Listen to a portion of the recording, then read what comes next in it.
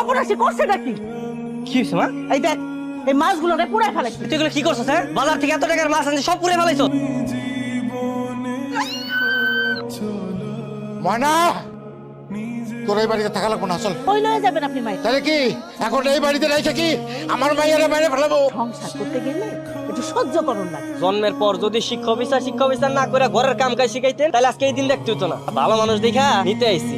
ওমা যা, রেডি হলো। না, ও কোথাও যাবে না। আমার মেয়ে আমার কাছে থাকবে, কোনো কাজ করুক আর না করুক, ও পাগল হলো আমার মেয়ে।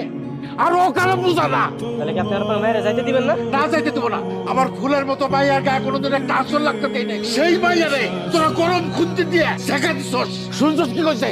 আমার মাইয়া নাকি আমার মাথার বোঝা। আরে মাইয়ারা কোনোদিন বাপের বোঝা হয় না, মাইয়ারা বাপের মাথার মুকুট।